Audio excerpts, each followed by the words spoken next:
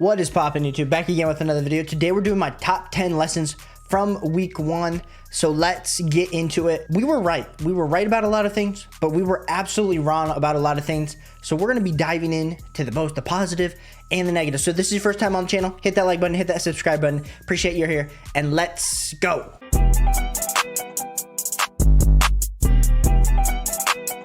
What were some things that we were wrong about?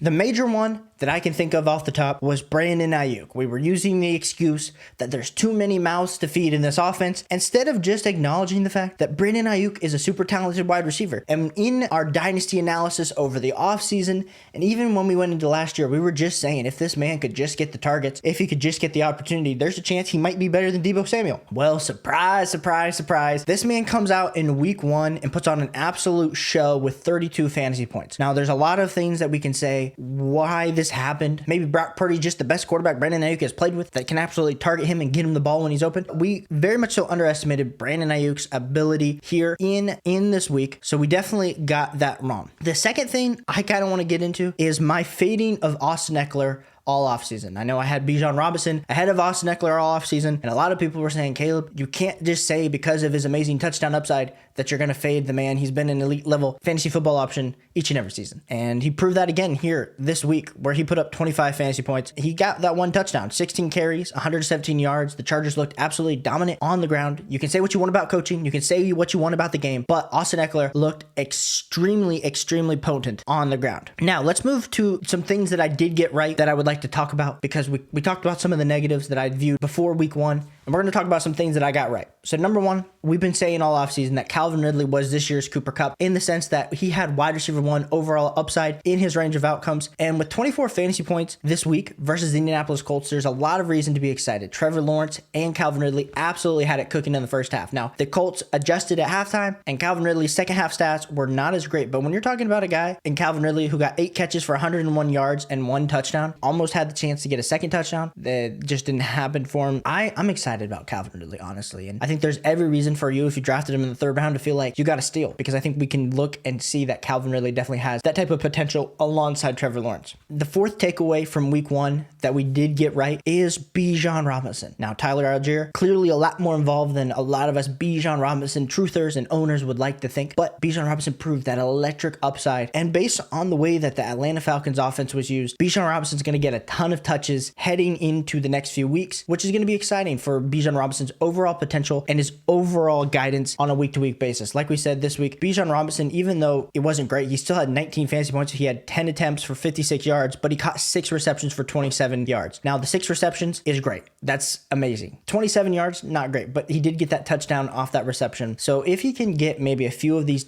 Tyler Algier touchdowns as we move into maybe more of a 50-50 split by week 5, that is something that makes me super excited about the overall potential. But we already saw Bijan Robinson perform as an RB1 in this offense, and so we're going to just continue to bank on that fact. Moving on to my 5th takeaway, that the Dolphin offense is absolutely legit. You got Tua, you got Tyreek Hill, and you got Jalen Waddle. And for as much as we've been maybe not as high on Jalen Waddle compared to some of the other wide receivers in his same tier that we had pre-draft, we were pretty high on Tyreek Hill. We had Tyreek Hill after Justin Jefferson, after Jamar Chase. Before the Cooper Kupp injury, we did have Cooper Kupp ahead of Tyreek Hill, but Tyreek Hill is coming out to prove some people wrong. And the 44 fantasy points that he put up, 11 receptions for 215 yards and 2 total TDs just proves that. And I don't know what to say. I think you might make the argument if you were a Jamar Chase owner, if you drafted at the 2nd pick, the 3rd pick, even if you took CMC above Tyreek Hill, like I think you're feeling a little hesitant waking up this morning knowing that you might have just missed out on an amazing year that Tyreek Hill put up. Now, there are still concerns, like his age is a concern, but this offense shouldn't be a concern. Tua's arm shouldn't be a concern. Playing alongside Jalen Waddle shouldn't be a concern. There's no concern here with Tyreek Hill. It's all wheels up for Tyreek Hill. I wish I had a lot more shares. I think that's what I'm waking up realizing. I wish I drafted a lot more Tyreek Hill. I just didn't get in a ton of positions where I could. But Tyreek Hill with 44 fantasy points, absolutely amazing week 1 performance. Moving on to our 6th lesson from week 1 is that Jakobi Meyers, the Raiders knew what they were doing when they really kind of benched Hunter Renfrow and they said, Jakobi Meyers, come in, be our wide receiver 2 alongside Devontae Adams. A lot of us thought, man, that contract is absolutely ridiculous that he got with the Raiders. But my man comes out, puts up 29 fantasy points. Everyone was saying that he was underrated, all those years with the Patriots, but 9 receptions for 81 yards and 2 total touchdowns with 10 targets. Absolutely great stats. Jimmy G currently leading the Raiders in that division right now with that week 1 now. It's just week 1, but it is exciting for Jakobi Meyers because we saw them beat as much as the Denver Broncos.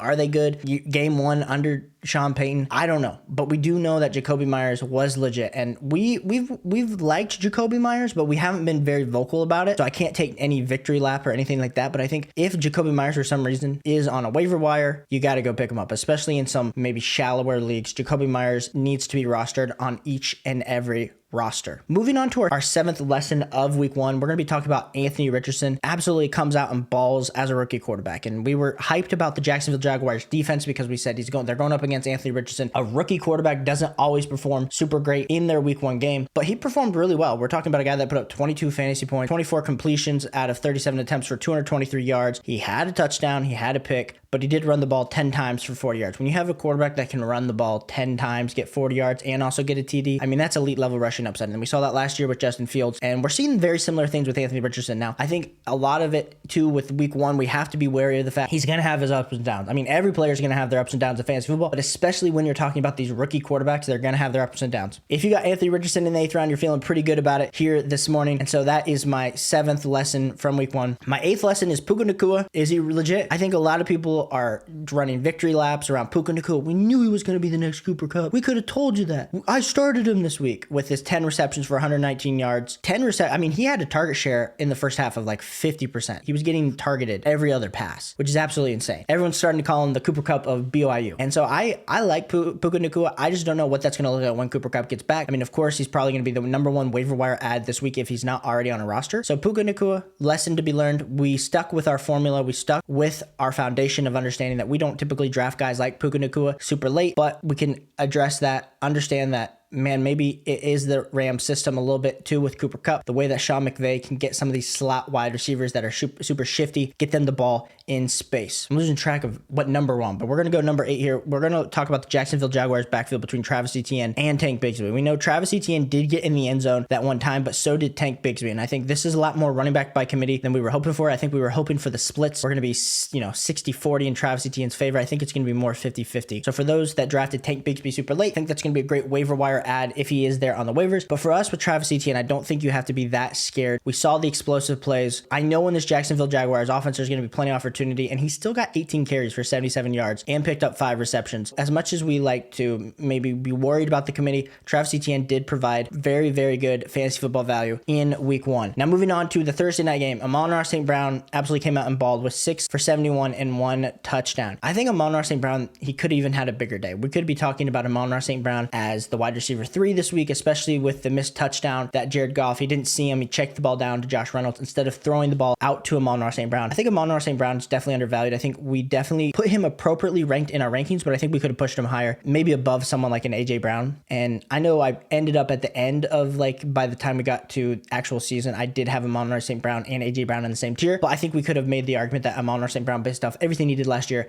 had a lot higher potential than AJ Brown did. I will take the L on that one, but I also think it's also important because we do have Amon St. Brown on a ton of our rosters. And rounding out our top 10 takeaways from week 1, we're going to talk about these rookie wide receivers. Jordan Addison, Zay Flowers, absolutely both came to ball. Zay Flowers is definitely the wide receiver 1 in the Baltimore Ravens. Super explosive. Gives you those kind of Hollywood Brown AB type vibes with 9 receptions for 78 yards. Just absolutely amazing stats there. And then, of course, Jordan Addison, 4 for 61 and that 1 tutty. I mean, a lot of that came on that broken play, on the play that he caught the touchdown from Kirk Cousins. But that's enough. I mean, if Jordan Addison can provide flex value week in and week out, that is something that's super exciting. So Zay Flowers and Jordan Addison with these rookie wide receivers, hopefully you got in on them when you did. If not, go see if they're on your waiver wire. And like I said, we're going to be putting out a ton of content this week, a ton of content. We're putting out waiver wire videos tomorrow. On Wednesday, we're going to be doing some trade fours, as well as doing our wide receiver and running back rankings for this week. We are in full swing on fantasy football content. So if you haven't already, hit that like button, hit that subscribe button. Appreciate you so much for being here. We're going to keep improving, putting out the best fantasy football content possible. We're building the best fantasy football community possible. So I want you in here, and I'll catch you on the next one.